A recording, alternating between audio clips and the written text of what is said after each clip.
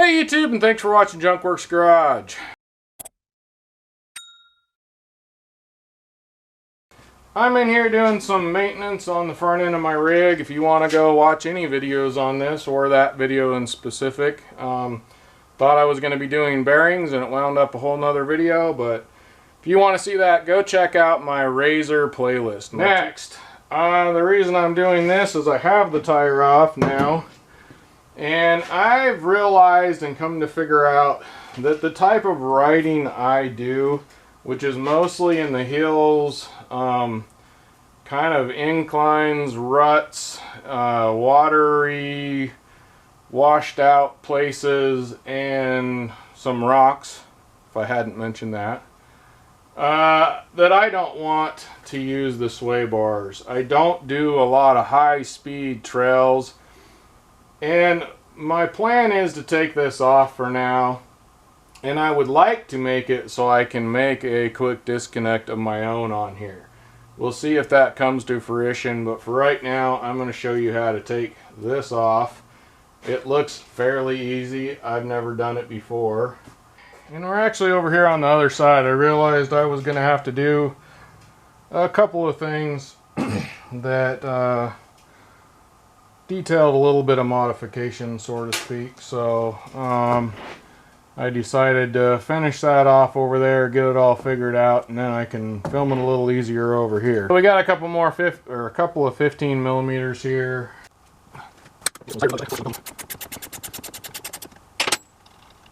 And then that's a 17 millimeter, which I'm going to loosen. And this is a 15 millimeter here. And then there's a, should be a washer. Oh, the washer's on this side in between the two. So that's something I might change on the other side. We'll go ahead and pull that out. Lose the washer as well. So we pulled that out. I'm going to put the washer on there. Now that pulls that out and pulls that off. Now that's the complete delete here. I'm also going to take this piece off here.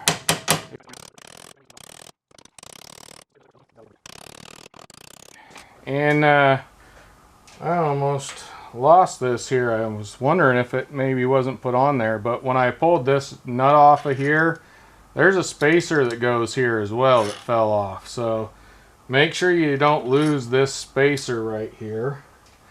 And then I will show you, I made my own spacers right here.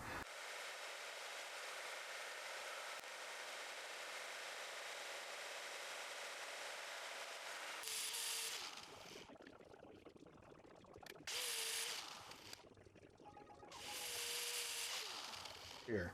Now I thought about making thick ones and getting rid of this all together, but I just decided to clean these up. I made these ones here. I made that spacer. It goes on there like that. It's not perfect, but it'll do the job. And I'm going to put a little bit of blue Loctite on there, and way too much and get it everywhere. I know this is a locking nut, but once you peel these locking nuts off, they really are kind of a one-time use type thing. Oh, did I grab the wrong one? I grabbed the one that actually came off of here, and now we can run this down on here.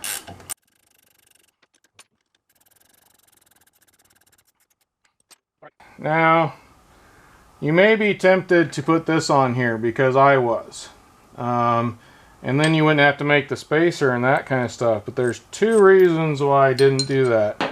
First of all, if you notice on here, that spacer actually goes over the shoulder here. The shoulder goes all the way through this right here.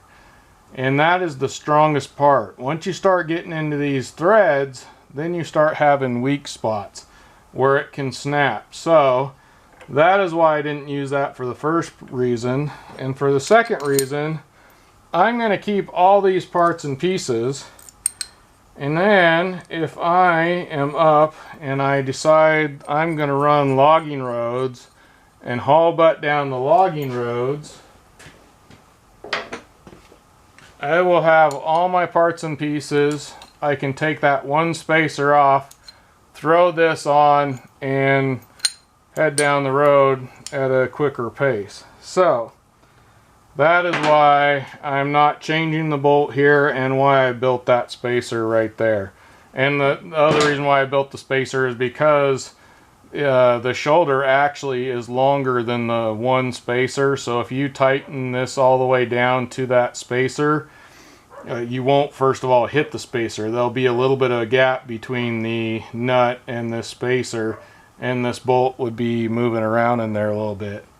Might be fine, but better safe than sorry in my opinion. Now, this is also one of those places where I say if you do anything I do and you hurt yourself, I am not responsible. If you don't like the way I'm doing something, don't do it. And this will alter the way your machine functions.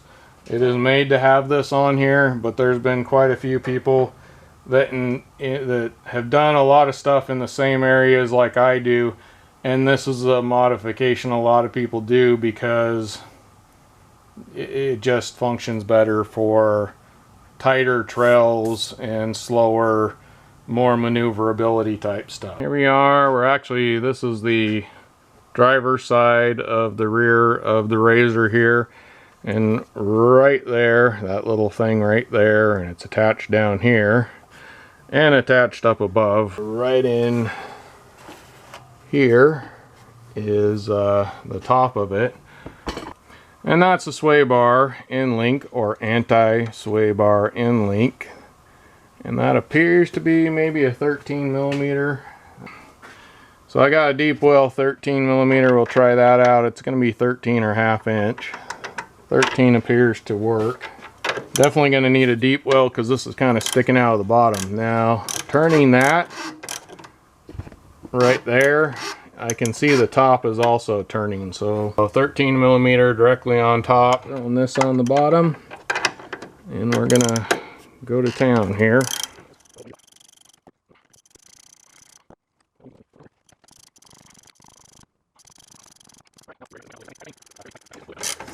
In fact, I'm going to leave this one a little bit done, and we're going to go over to the other side here. The other one is in the same place on the other side. You can go down here. We'll see if I can get it without doing that. Nope. Definitely need a 13 millimeter on top as well.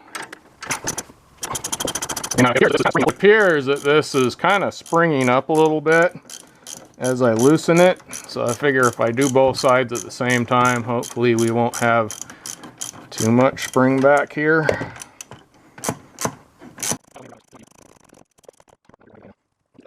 I'm going to finish taking that apart. You're kind of in my way, so it's pretty easy. Just take a 13 millimeter to the bottom and a 13 millimeter to the top, and start pulling things apart. Right here, I got a crescent wrench. I don't know if you can see that. There's kind of a cutout slot on this bar right here that, now that I got it off, it'll probably be hard to get on again.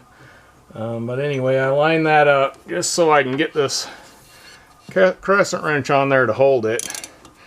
And then I already kind of loosened it. 13 millimeter deep well socket.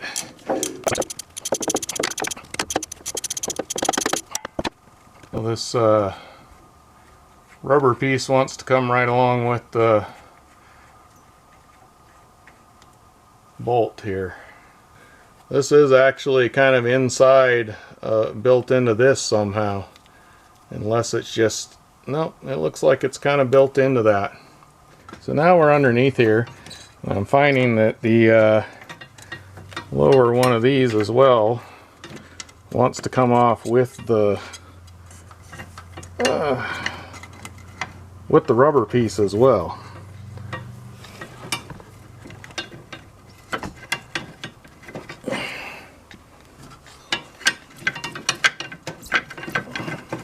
In fact, this is off and it's kind of stuck inside the arm here. There we go. So that kind of sticks inside there to get this on. But I tell you, these ones are a bit wore. So if I really want to find that I want to use these, I believe I'm going to be maybe replacing this rear one here. Once you get these off of the top and bottom of both sides, and this will just lift up out of the way, let that drop, and this just pulls right on out. There's also another bushing that should be on the bottom of this that just fell on the ground, so don't lose that. And there they are. It doesn't appear to me that it matters really what direction they go or what side these go. Well, obviously these ones have a built-in nut, so these are on the top and the bottom, but it doesn't matter if this one's on the top or the bottom and vice versa. The only thing I can tell as far as the direction these should go is that right here where I use that, where I put the wrench on it, that goes towards the top. But I don't even know if that would technically matter. But I would strongly recommend you do that, probably at least. But these are going to go back in my rig, and if I decide I'm having a bad day and this thing's not handling the way I want to, it's not that hard to put these on even in the field. So I'll be putting them back on, and I'll have them with me just in case. I thought I should show this. I went ahead and brought this forward here and tied it up just to the frame right there with some zip ties. I did that on both sides in the front here, but in the back I kind of question if this is going to work. Couple things. We got hot, which might melt those, but I zip tied it just kind of the frame here, but you'll notice I didn't bring it all the way up because you'll also notice that I will be hitting on the exhaust on the other side. So on the other side I wrapped it just kind of around that part of the frame there to also try and keep it away from here. Yet again, I'm afraid this is gonna come up and make that kind of noise the whole time. The only reason why I didn't leave it down is because this piece right here is plastic, and I was afraid that would come up, crash with that, and end up causing some problems. So because when it was laying down, it was right here, and also on the other side was kind of laying on the radiator hose there, so I didn't want it rubbing that either. So at some point I may actually have to take this off, but yet again, I want the option to be able to put this back together if I want to decide I don't like not having it on there or whatever. And this right here, this bracket, kind of holds up your exhaust as well, so you'd have to pull all this apart, pull that out, and then put it all back together. So I really don't want to have to do that in the middle of nowhere. That would be a pain in the butt. Plus I'd have to carry all these parts with me just in case. So for that reason, I'm going to try this for now.